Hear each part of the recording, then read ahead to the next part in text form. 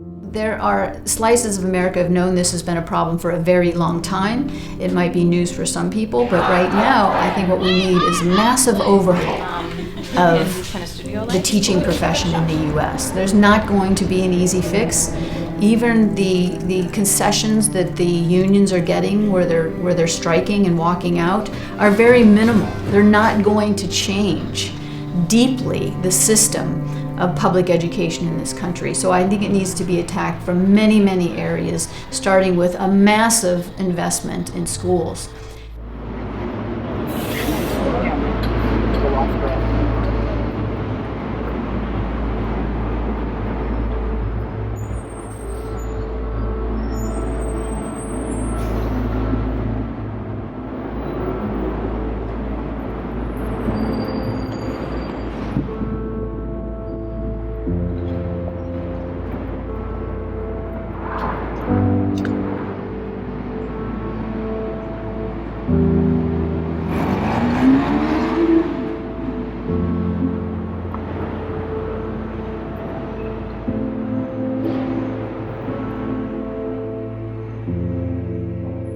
San Francisco is one of the most expensive cities in the United States. It has the highest median rents, and the teacher pay gap just continues to grow. This makes San Francisco one of the most unaffordable cities for teachers in the country, and those teachers are struggling to stay.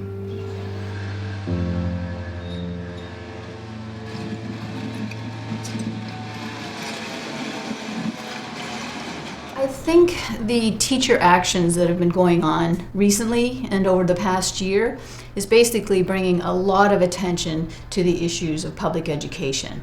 The fact that there are crumbling buildings, outdated books, teacher shortages. So I look at it as the teachers who have been out there on the front lines really bringing attention to the systematic defunding of public schools and the fact that our highest ideal in this country is to educate each and every kid, regardless of means in this country, and how we're failing at that promise.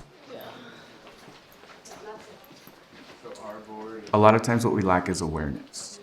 And I don't think a lot of people truly understand this problem. Recently we're having all of these strikes that are in the media, but for the most part you don't hear too much about it. So I think the first step is really continuing to work toward a more aware society. Well, in the U.S., we're just starting to see, and it's been a surprise to many people, that it actually is an issue, right? I mean, people who have kids in school, they might know it's an issue. People who are living in poorer areas that have, schools that have been not getting the funds that they need. I teach students who have what we currently refer to as moderate to severe or extensive support needs. So this is definitely a population of people that most of the world does not understand or identify with. It's so important to me to be an advocate and to be someone who's able to come in here every day and to really make a difference in a world that so often is forgotten. I always say it's, running a special day program is like running a small business. Usually I prepare at nighttime. I'm here at this school until maybe 6 p.m. every day. And then, I go home and do whatever I'm going to do. And then I wake up and I hit the ground running the moment I walk in. What zone each person is in, okay? Julie.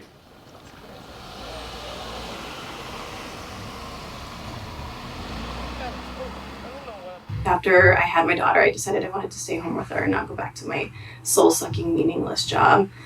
And so I stayed home with her as long as I could, and then I either had a choice. I had a choice to go back to work and work full-time just to pay somebody else to watch my child, or because that's how much it is. It's a lot of money to have somebody watch your child.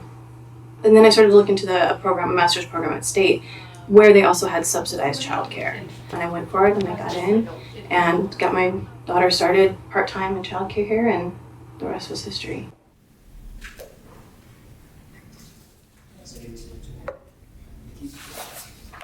I'm a senior at San Francisco State. I'm studying child development, and my concentration is school age, so I'm hoping to be an elementary school teacher.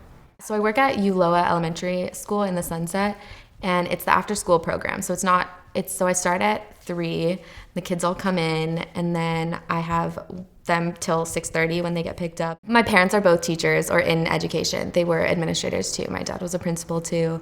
So it's kind of just, I grew up with it. I really enjoyed kids too. I knew in elementary school that I wanted to be an elementary school teacher. I really looked up to my teachers.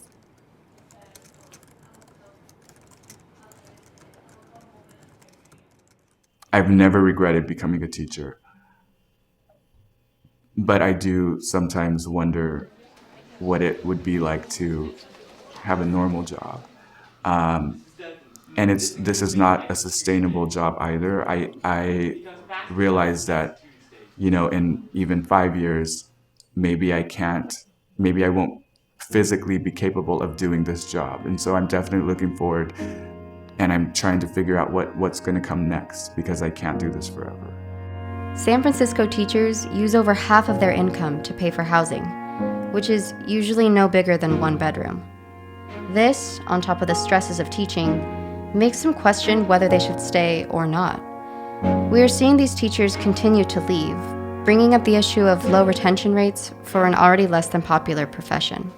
My work on teacher pay just doesn't show that the teacher pay gaps are increasing. And by the way, they're increasing quite a bit over time. The teacher pay gap was only about 3 or 4 percentage points in the mid-1990s. It's now about closer to 20%.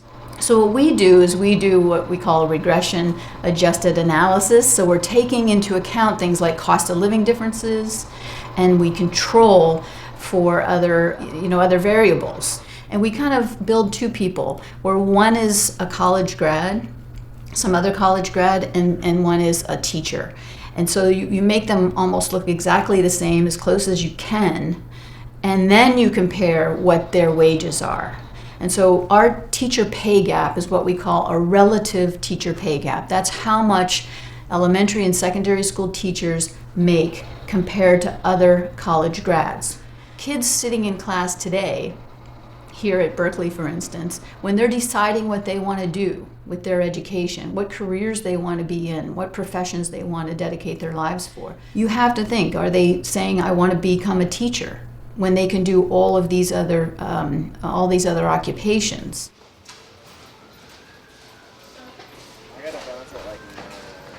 That's fine. We don't really need all. I knew and I know that this is not a money-making gig, and there's also a lot of risk involved, because you're not really guaranteed work if they either don't have the budget or if they have people who are tenure track professors to teach. Low pay definitely makes it hard to come into work every day and to take on that workload. It feels frustrating. It's definitely not fun to feel like you're changing the world, and to at the same time feel like you're not being respected and you're not being fairly compensated. So, that's hard.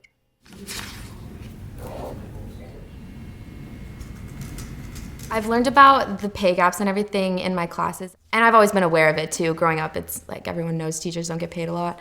I think it's a hard decision to go into a job that you know is underpaid and undervalued. What's up? How are you? They're on sale. I think it's very important for teachers to be able to live in the communities and the school systems where they work. And that's becoming much harder to do, but that is a public policy issue that could be addressed. In the entire Bay Area, for instance, it's getting harder and harder for teachers to be able to afford, especially because we have a housing crisis, to be able to afford in the communities where they work. A lot of the San Francisco natives are leaving. They can't stay here any longer. And they're being pushed out by these people from all over the world who are coming in to do whatever it is they're doing. Teachers are leaving every single year. It's insane how many teachers leave San Francisco. It's a struggle to do everything. And I think a lot of people feel that way, whether they're teachers or not, and whether they're making more money than I am or not. Everybody feels spread very thin. I guess my biggest fear, and I guess I've kind of accepted it already because I've known I wanted to be a teacher for a while, is that I'm not going to be super financially secure. Like, it's going to be a stress for me. It's always going to be not the best situation. It's always gonna be a stress, it's always gonna be a thing, but I've kind of just accepted that, and I think I'd rather have that and have a job that I love. All good.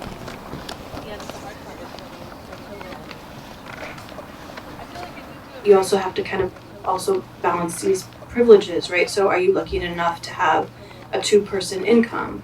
Are you lucky enough to maybe have family who has a house, so you have roots here and you can live in the in-law? Are you lucky enough to have bought a house, been able to buy a house earlier? Do you not have kids because kids cost a lot of money? It would be nice to live alone. I've never lived alone. All of my adult life has been here in San Francisco, and so I don't even know what it feels like to be on my own. So as much as I love San Francisco and as much as I love, all of the friends and the people I've met here, it's inevitable. I will leave soon. I don't know when, but I can't stay much longer. I think right now, coming out of college, I can stay here for a little while, kind of figure it out with 2 jobs. Like, I'll pursue teaching. I still have to get a teacher credential after I graduate, but I'm gonna work while I do that. But after that, I will definitely have to move somewhere else and get paid more as a teacher, somewhere that rent and the cost of living is cheaper. I mean, I have 5 roommates right now, so I eventually want to live alone and have my own place, and I would definitely not be able to do that in San Francisco, being a teacher. You know her? Oh, no, wait, I think I met her. She's super Losing teachers in the Bay Area is a real concern. And I think about that a lot too with having 2 children that are here. I want our best teachers to be able to stay. So, what's the good of having like this, incredibly wealthy city? We are absolutely doing a disservice to children, 100%. You can't put enough money into schools as far as I'm concerned. Yeah, which is a lot more. Yeah. Oh, so you just switch over to that one then? Ashley, can you put it down? When you look at the best school systems in the world, such as Finland or Singapore or Canada, they have made sure that the profession of teaching is a very competitive, highly sought after, and hard to get into occupation.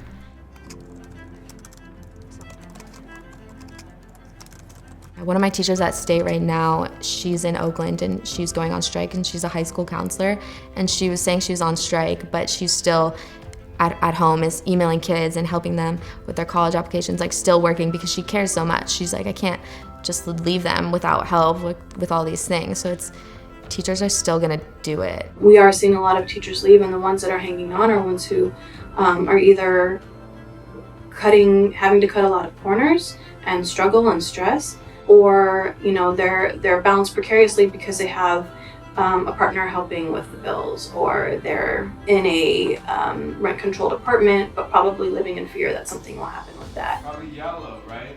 So what does yellow mean again? So if you want to become a teacher in San Francisco, you have to love this profession. You have to be excited about it. You have to be passionate. This has to be your dream of life. Otherwise, you won't be happy. It's a little hard. Something that I didn't anticipate about teaching was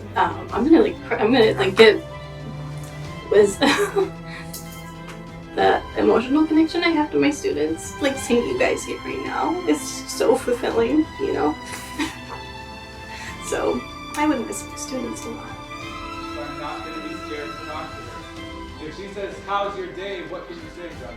I think my favorite part about teaching is definitely being able to impact not only my students, but this population of people with different abilities.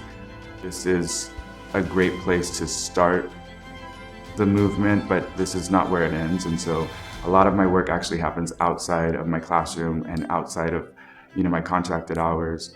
And so I love being able to have access to the population through my teaching, and to be able to really cause change and make a difference in a big way far beyond the school site.